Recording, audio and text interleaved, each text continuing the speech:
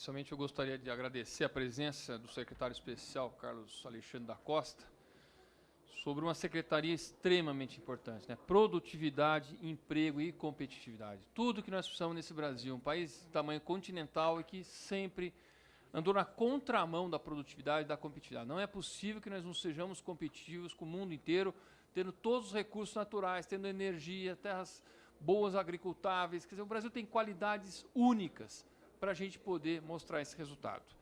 Eu sempre falo muito que a gente tem que cuidar sempre de duas coisas. A qualificação da nossa mão de obra, e foi muito bem falado pelo secretário Fernando Holanda, né, dando capacidade para as pessoas terem conhecimento, atualização para poderem trabalhar. E aí entra realmente a questão dos jovens, que já tem o programa de Jovem Aprendiz. Só gostaria que esse programa fosse revisto, porque está impondo uma obrigação para as empresas de estar sempre contratando jovens aprendizes, e nós estamos esquecendo dos velhos mestres, né? Que com a nova reforma da Previdência, nós temos que também ter ambiente de trabalho para essas pessoas de cabelo branco.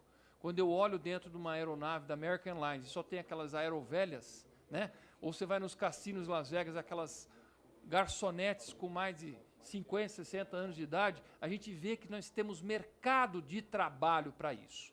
Não é política para isso. Nós não temos que ficar obrigando e agora criando cotas de pessoas com mais idade nas empresas. Nós temos que criar ambiente, criar riqueza para isso.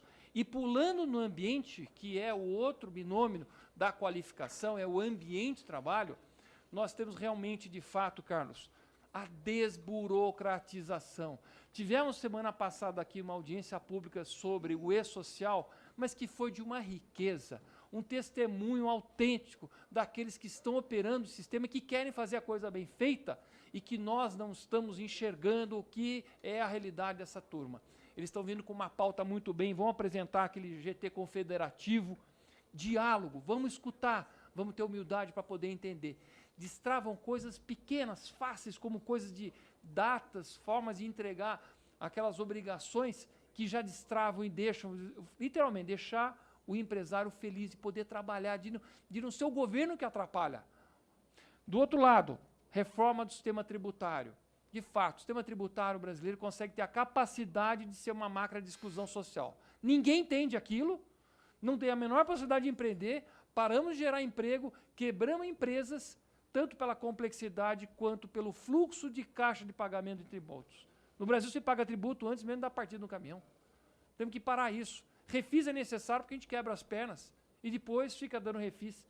Deixa o empresário pagar o imposto assim que ele recebe a sua venda e ele tem dinheiro, tem caixa para poder pagar. A gente sabe, Carlos, cash is king, caixa é a coisa mais importante da empresa. Quando o empresário precisa ter capital de giro para pagar imposto, nós estamos com alguma coisa muito errada nesse país aqui. As NRs também foram faladas. As NRs não podem ser um dificultador de emprego, de trabalho. E, por fim, a CLT, que já teve uma reforma, mas nós temos que, de novo, mexer nela, para poder gerar essas possibilidades de emprego para o Brasil. Então, eu queria, na verdade, nem ter uma pergunta, né? Tenho, assim, acho que talvez ajudar nesse diálogo todo, mas, de fato, o que nós precisamos gerar é ambiente de emprego. E a gente sabe que é com produtividade, com competitividade e com emprego que nós vamos gerar riquezas e parar de ficar falando em distribuição de riquezas. Nós temos que gerar riquezas e assim o Brasil sair desse atoleiro. Muito obrigado.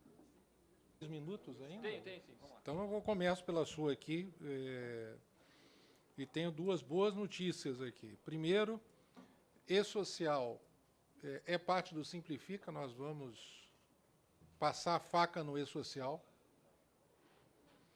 Nós já temos uma lista de alterações simplificadoras, realmente é uma vergonha o que foi o e-social.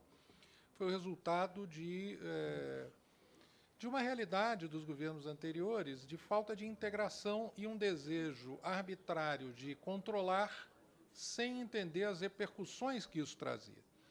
Então, tinha o Ministério do Trabalho que falava, eu quero essa informação. Por quê? Porque é importante. Eu quero saber se quantas horas por dia cada empregado chegou atrasado, se foi foi no banheiro, se foi mascar chiclete ali, quero saber de tudo. Quero saber, porque não sei muito bem, mas é importante essa informação. Aí vinha a Receita e falava, é importante essa informação, olha, é importante essa informação. E aí ninguém pensou no seguinte, tem uma entidade chamada empresa que vai se tornar inviável. E é impressionante como essa falta de integração e visão do setor privado é tão grande que, às vezes, conversando com alguns servidores muito bem intencionados, eu ouvi de alguns servidores gabaritados e tal o seguinte, mas o E-Social é muito bom para a empresa.